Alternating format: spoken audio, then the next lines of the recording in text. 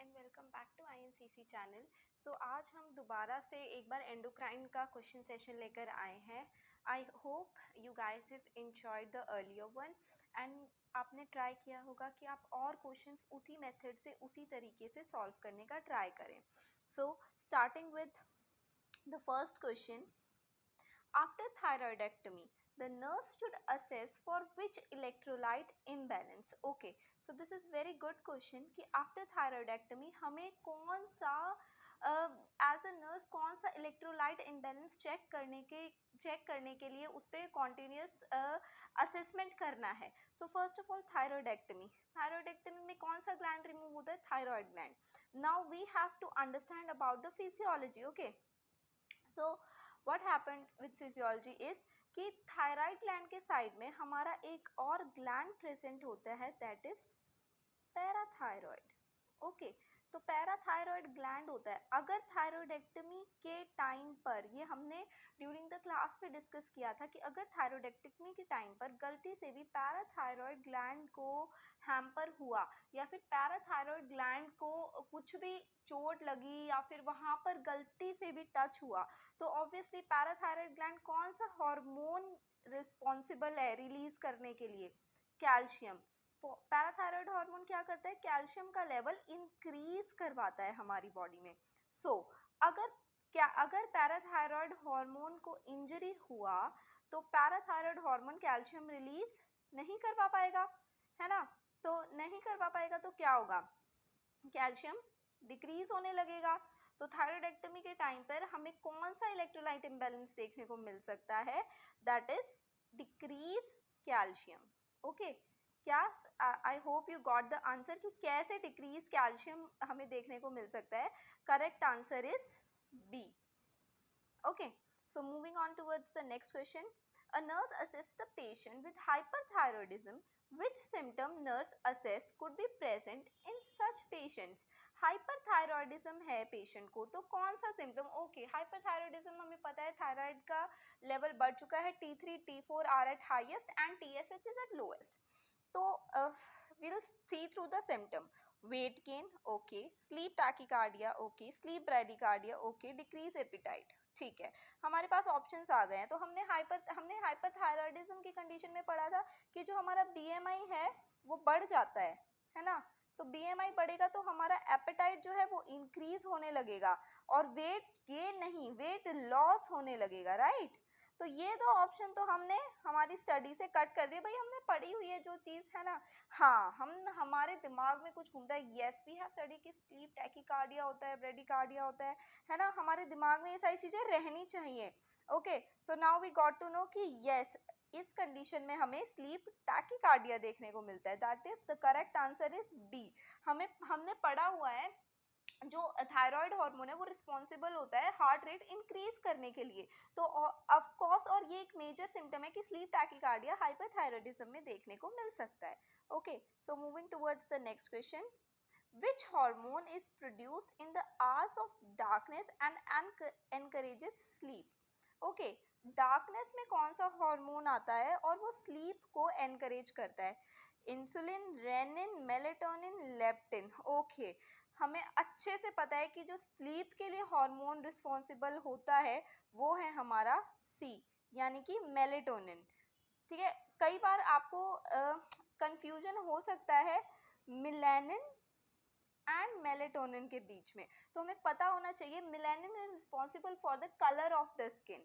And यहाँ पे हमें पूछा गया है आवर्स ऑफ डार्कनेस में कौन सा हार्मोन प्रोड्यूस होता है और स्लीप एनकरेज करता है. इंसुलिन का हमें पता है, रेनिन का हमें पता है, मेलेटोनिन का पता है, लेप्टिन का पता है. So it is very easy question to attempt.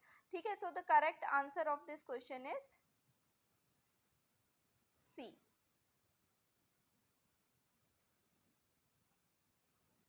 यानी कि melatonin. Okay, moving towards the next question. The posterior pituitary sometimes called neurohypophysis. Okay, यहाँ से सबसे पहले हमें पता होना चाहिए posterior pituitary को neurohypophysis कहते हैं. ये मैंने आपको पिछले जब हमने क्लास लिया था तो भी बताया था. और anterior को हम adenohypophysis कहते हैं, है ना? तो कौन से न्यूरो हार्मोन सिक्रीट करता है? पोस्टीरियर पिट्यूटरी, हमसे पूछा गया है posterior pituitary. Okay, calcitonin and parathyroid hormone, insulin and glucagon, adrenaline and cortisol, ADH and oxytocin. Okay, so हमें अब ये याद रखना है। अच्छा, कैल्सिटोनिन एंड पैराथायरॉयड तो थायराइड ग्लैंड होता है, anterior pituitary. Insulin and glucagon, ठीक है, ये पैनक्रियास रिलीज करता है, एंटीरियर पिट्यूटरी।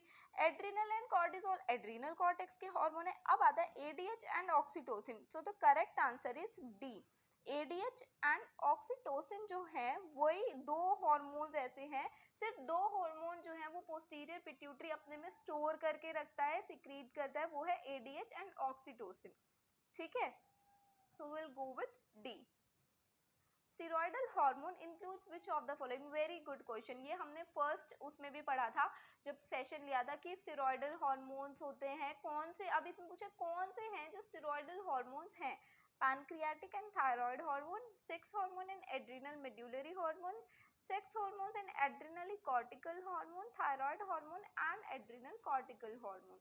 सो यहाँ पे हमें आंसर देना है कि हम कौन सा हमारा है, कौन सा हमारा स्टेरॉयडल हार्मोन है। ओके, तो सी, अब अगर सपोज हमें नहीं आता है, ओके, तो हम क्या करेंगे? हमें देखना है कि हमें वैसे तो हमें पता होना चाहिए कौन सा हार्मोन क्या है, ठीक है। तो यहाँ पे स्टेरॉयडल हार्मोन पूछा है, तो यहाँ पे ये हमें पता होना चाहिए जो सेक्स हार्मोन्स होते हैं वो तो हमेशा ही ओवरी के हार्मोन, टेस्टिस के हार्मोन, वो हमेशा ही स्टेरॉयडल होते हैं। The hormones which releases by ovary and testis are steroidal. Okay, like testosterone वगैरह, ये सारे हमारे स्टेरॉयडल हार्मोन है। अब हमें अगर सपोज हमें एलिमिनेशन भी करना है तो हम यहाँ देख रहे हैं ये जो दो हार्मोन्स हैं, ये जो दो ऑप्शंस हैं, यहाँ पे हमें एग्जामिनर कंफ्यूज करने की कोशिश कर रहा है। Adrenal medullary and adrenal cortical, ठीक है। तो हमें पता होना चाहिए जो एड्रिनल मेड्यूलरी हार्मोन्स है ये तो स्टेरॉयडल में आता ही नहीं है। ये एड्रिनल मेड्यूलर कौन से हार्मोन रिलीज करता है? नॉरएपिनेफ्रिन, एपिनेफ्रिन, डोपामिन, ठीक है। और एड्रिनल कॉर्टिकल कौन से हार्मोन्स रिलीज करता है? ये होता है एल्डोस्टेरोन, कॉर्टिसोल। तो जो सही ऑप्शन है हमारा वो हमारा जाएगा टुवर्ड्स सी। क्यों जाएगा सी की तरफ? क्योंकि ये जो हार्मोन है यही रिस्पॉन्सिबल होता है हमारा, यही रिस्पॉन्सिबल होता है जो कि स्टेरॉइड का लेवल बढ़ाता है हमारी बॉडी में। So the correct answer is C. Okay, so will go with C. हमारा जो सही ऑप्शन है वो सी है। एड्रिनल मेड्यूलरी हार्मोन हमारे स्टेरॉयडल हार्मोन नहीं होते हैं, ठीक है। Epinephrine, norepinephrine, dopamine are not steroidal hormones. Okay, so will try कि ये क्लास थोड़ा शॉर्ट हो ताकि आप लोगों के लिए भी इजी हो। लॉन्ग सेशंस में इट बिकम्स डिफिकल्ट कि इतना टाइम दे पाना and to go through the question. Basically what I'm trying to do is I'm trying to teach you the way how you can attempt questions. Okay, after consuming a banana split which hormones would be expected to increase? अच्छा, prolactin, glucagon, insulin, parathyroid hormone. सीधा सीधा यहाँ से हम ये deduct कर सकते हैं, प्रोलैक्टिन और पैराथायरॉयड तो है ही नहीं। बनाना स्प्लिट, किसी ने बनाना खाया, ठीक है, तो उससे कौन सा बनाना स्प्लिट, एक बनाना स्प्लिट आइसक्रीम हो गया, ठीक है, या कुछ भी हो गया, तो कौन सा हार्मोन होगा? सबसे पहले यहाँ से हमारा क्या होगा? शुगर का लेवल बढ़ेगा, ठीक है, ये हमें ध्यान में रखना है। तो शुगर का लेवल बढ़ेगा तो ऑब्वियसली कौन सा हार्मोन हमारा इंक्रीज होगा? ग्लूकागन होगा या इंसुलिन होगा? ऑब्वियसली इंसुलिन होगा। इंसुलिन ही तो बॉडी में ग्लूकोज का लेवल बढ़ाता है, ग्लूकागन तो डिक्रीज करता है, ठीक है। तो जब कोई मीठा खाएगा तो उसकी वजह से इसका लेवल इंक्रीज होगा, राइट। तो हमारा जो करेक्ट आंसर जाता है वो है हमारा C, insulin. Aldosterone directly regulates the concentration of, okay, ये हमें पता होना चाहिए कि एल्डोस्टेरॉन जो है वो हमारा इलेक्ट्रोलाइट और water, just a second, electrolyte and water दोनों का बैलेंस बना के रखता है, ठीक है। इलेक्ट्रोलाइट एंड वाटर दोनों का बैलेंस बना के रखता है। तो यहाँ पे कौन सा इलेक्ट्रोलाइट मेजरली हमें देखने को मिलता है? इलेक्ट्रोलाइट प्लस वाटर, वाटर का कौन से? सबसे पहले तो हम कैल्शियम एंड फॉस्फोरस को आसानी से डिडक्ट कर सकते हैं क्योंकि ये दोनों इलेक्ट्रोलाइट्स वाटर के रेगुलेशन और मेंटेनेंस में हेल्पफुल है ही नहीं। ठीक है, तो बचे sodium and potassium, so which one is the abundant of them, ठीक है, तो abundant of them is sodium, potassium तो फिर भी कम अमाउंट में मिलता है, सोडियम इज लार्जली रिस्पॉन्सिबल, तो हमारा जो करेक्ट आंसर है वो होता है बी, सोडियम, ठीक है। Moving on, next question, long term stress management is done by which of the following hormone? long term stress management, this we should know, इसका कोई रैशनल, कोई ऑप्शन, कुछ भी तरीका नहीं है, cortisol is the right answer, cortisol he stress management में help करता है, release by adrenal cortex, the hormone that increases blood glucose level and lipid breakdown but slows protein breakdown. See, this is the question. यहाँ पे हमें कितनी बार लग सकता है कि हमारा आंसर ग्लूकागन या इंसुलिन में से कुछ हो सकता है, कैसे, हार्मोन ब्लड ग्लूकोज लेवल को बढ़ाता है, अच्छा ब्लड ग्लूकोज लेवल को तो इंसुलिन बढ़ाता है, तो क्या हम इंसुलिन को हमारा करेक्ट आंसर होगा? नो, हमारा हमें आगे का क्वेश्चन भी पढ़ना है, ब्लड ग्लूकोज तो इंक्रीज हो रहा है लेकिन लिपिड का ब्रेकडाउन भी हो रहा है और प्रोटीन का ब्रेकडाउन स्लो हो रहा है, ठीक है। सो ये हार्मोन किसका फंक्शन है, ये सारे किसके फंक्शन है? These are the correct function of growth hormone, ठीक है। So the correct answer is D. इसी तरीके के क्वेश्चन से एग्जामिनर कंफ्यूज करने की बहुत कोशिश करता है।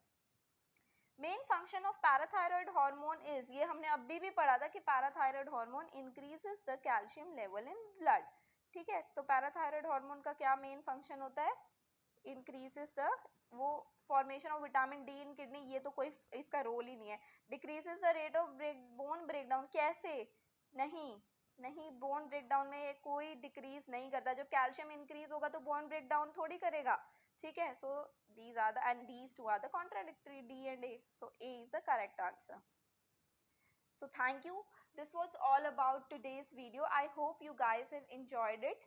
So kindly try to do all the questions that are given in the book, target high, PR Yadav, NCLEX के क्वेश्चन सॉल्व करने का ट्राई करो। मैंने इसमें NCLEX के क्वेश्चंस भी इंक्लूड किए थे, जो कि मैंने बहुत कट शॉर्ट करके इंक्लूड किए थे कि हम उनमें सिर्फ क्वेश्चन कैसे निकाल दें और बाकी की कहानी छोड़ के, इसी तरीके से हमें सारा वो देखना है। So thank you, hope will meet in the next session soon. So till then please आप अपने सजेशंस दीजिए, आप किस टॉपिक पे क्वेश्चन सेशन देखना चाहेंगे, क्या क्या आप लोगों को प्रेफरेबल टॉपिक्स हो सकते हैं जिसमें हम क्वेश्चन सेशन करें, अ क्विक क्वेश्चन सेशन जिससे आप लोगों को थोड़ा थॉरो भी हो जाए हम आगे के क्वेश्चंस कैसे अटेम्प्ट करें। So thank you and see you in the next video.